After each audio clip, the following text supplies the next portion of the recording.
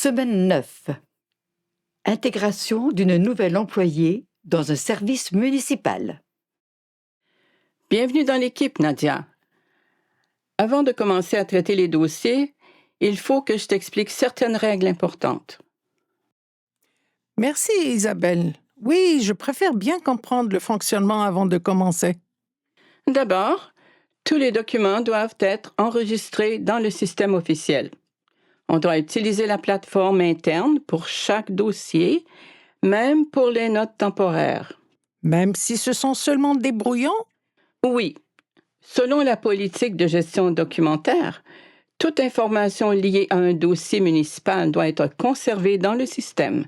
Il est interdit de garder des copies personnelles sur un ordinateur privé. D'accord. Et si je travaille à distance? Si tu travailles à distance, tu dois te connecter au réseau de sécurité avec ton identifiant professionnel. On ne peut pas utiliser une adresse courriel personnelle pour envoyer des documents internes.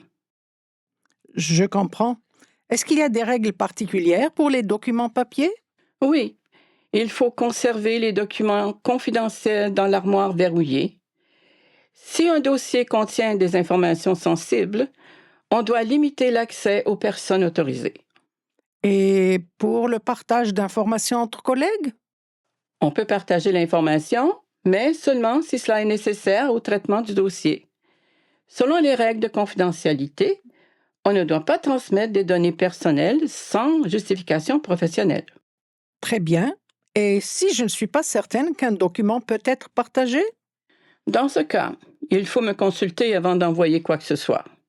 Si tu as un doute, tu dois toujours vérifier. Merci Isabelle, c'est très clair. Je vois que les règles sont strictes. Oui, elles sont strictes parce que nous travaillons avec des informations sensibles. Ces règles existent afin de protéger les citoyens et de respecter les normes institutionnelles. Parfait. Je vais les appliquer dès aujourd'hui.